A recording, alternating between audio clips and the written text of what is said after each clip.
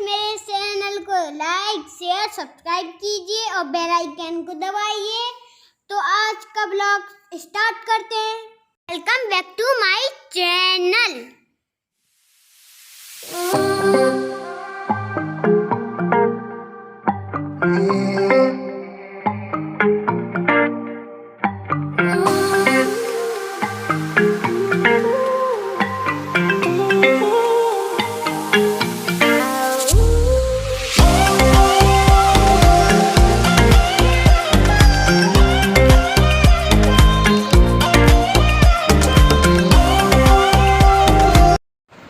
Good morning everyone. और आज देखिए, आप समझ ही गए होंगे कि आज बन रहे हैं राजमा। तो काफ़ी दिनों बाद मैंने राजमा बनाया है, काफ़ी टाइम हो गया था मुझे। तो मैंने जीरा और हींग डाल दिया है, ऑयल गरम हो चुका था। और अब मैंने जो पेस्ट बनाया है ये तो वो डाल दूँगी मैं। तो इसमें ये टमाटर, प्याज, अदरक, लहसुन, हरी मिर्ची, इन सब चीज़ों का पेस्ट है। तो बस इसको डाल देंगे और अच्छे से भून लेंगे। और भूनने के बाद डाल देंगे इसमें मसाला, जैसे कि जो हमारे बेसिक मसाले होते हैं, धनिया पाउडर, हल्दी पाउडर, मिर्ची पाउडर, तो ये सब डाल देंगे। और इसके बाद इसमें डाल देंगे हम राजमा मसाला। और राजमा मसाला डालने से ही ये राजमा जैसे लगेंगे। और ये देखिए, तो इसमें मैंने राजमा मसाला ऐड कर दिया है। और जिसके जैसे राजमा मसाला नहीं होता है, कभी कभार हो जाता है ऐसा, तो इसमें हम डाल देते हैं किचन किंग मसाला। किचन किंग मसाला ना हो तो पाव भाजी मसाला हो, वो भी बहुत अच्छा लगता है इसमें, वो डाल सकते हैं। तो ये देखिए, और अब मैं क्या करूँगी कि इसको अच्छे से भूनूंगी। और मसाला बस जितना अच्छा भुन जाए, सब्ज़ी में टेस्ट उसी से आता है।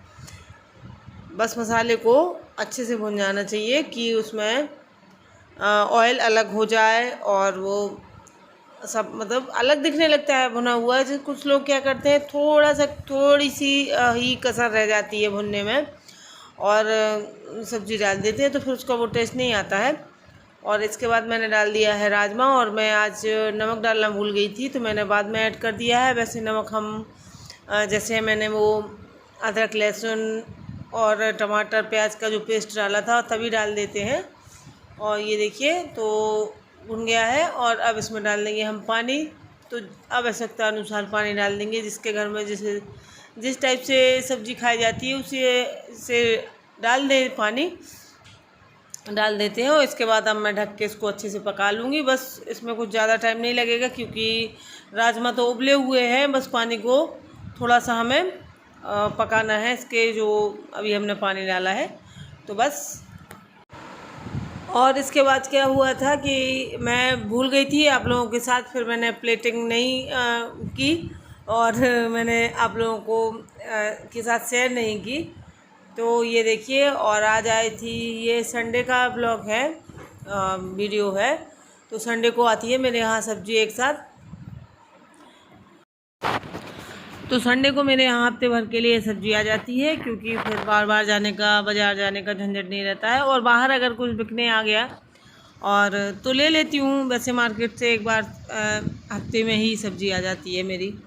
तो ये मैं सब इकट्ठी कर रही थी और धुल के टब में डाल दी थी मैंने सारी सब्ज़ी। अब ये धुल चुकी है, तो मैं इसको निकाल के बाहर रख दूँगी और पानी निकल जाएगा इसका और सूख ड्राई हो जाएगी, तो फिर मैं फ्रिज में लगा दूँगी।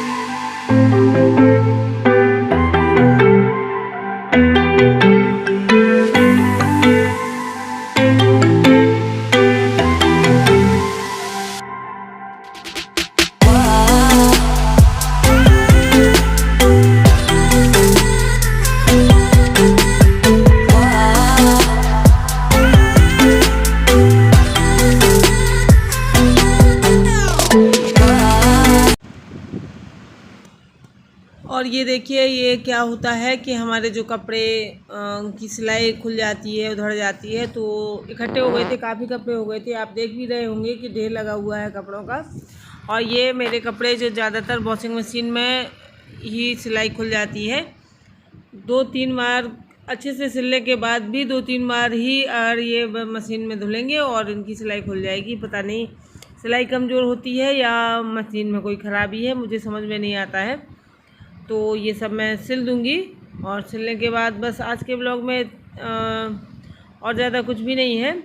और मेरे पास एक फॉर्म पड़ी हुई थी तो मैंने उसके लिए एक कवर भी बना दिया था। तो जैसे कि कुछ नहीं है तो बैठना है या कहीं है तो डाल दो, उसी के ऊपर संयोग के खेलने के लिए हो जाएगी या फिर पिलो का काम करेगी। तो मैंने एक फॉर्म काफ़ी बची हुई थी, वो जो मैंने अभी सोफ़ा का कवर बनाया था तो उसमें से फॉर्म भी बच गई थी, तो उस फॉर्म को मैंने एक कवर बना दिया था। अब मैं मशीन निकाली थी मैंने तो सोचा चलिए एक काम ये भी कर लेती हूँ।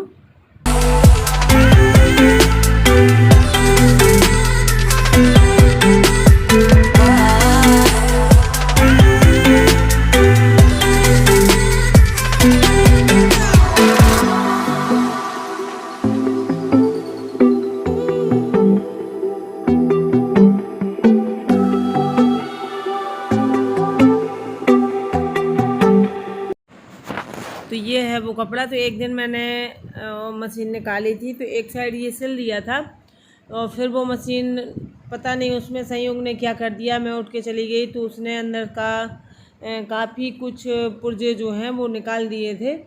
तो अब मैं उसको जब किसी दिन मुझे टाइम होगा तो मैं उस मशीन को बैठूंगी, 1-2 घंटा लगेगा उसको ठीक करने में।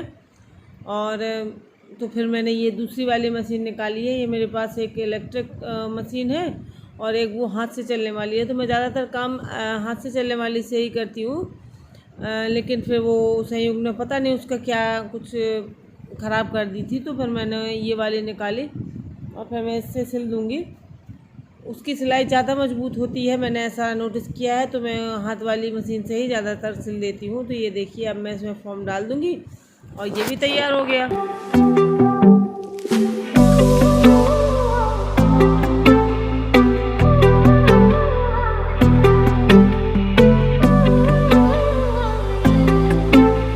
तो ये देखिए एक गद्दी तैयार हो गई है। तो ये इसको हम सोफे पे रख लें या कहीं भी कुछ भी कर सकते हैं। आइए अब मिलते हैं कैमरे के सामने। हेलो एवरीवन, कैसे हैं आप सब? आई होप कि आप सब अच्छे होंगे, खुश होंगे। और आज छत पर बढ़िया ठंडी हवा चल रही है, इसीलिए मैं आप लोगों से बात करने के लिए छत पर ही आ गई हूँ। और यहीं पे संयोग अपनी साइकिल चला रहा है। तो आज के ब्लॉग में कुछ खास नहीं है, एक रेसिपी है। मैंने बनाई थी राजमा और चावल। तो राजमा चावल की रेसिपी मैंने आज के ब्लॉग में आप लोगों के साथ शेयर की है। और आज कुछ कपड़े स्टिचिंग भी है, क्योंकि कपड़े जो हैं इकट्ठे हो जाते हैं। और मेरे क्या है कि ज़्यादातर वॉशिंग मशीन में कपड़ों की सिलाई खुल जाती है, तो बहुत सारे कपड़े इकट्ठे हो गए थे। और वैसे हम लोग ध्यान नहीं देते हैं, जैसे हम लोगों ने कपड़े धुले उसके बाद सुखा दिए और उठा के रख दिए, तो ध्यान नहीं देते हैं कि इनकी सिलाई खुल चुकी है। और नहा के जब पहन लेते हैं तब देखते हैं। तो फिर आज मेरे साथ ऐसे ही हुआ। तो फिर मैंने आज एक काम यही किया कि जितने भी जिसके भी कपड़ों के सिलाई खुल चुकी थी तो उन सब की सिलाई रख दी।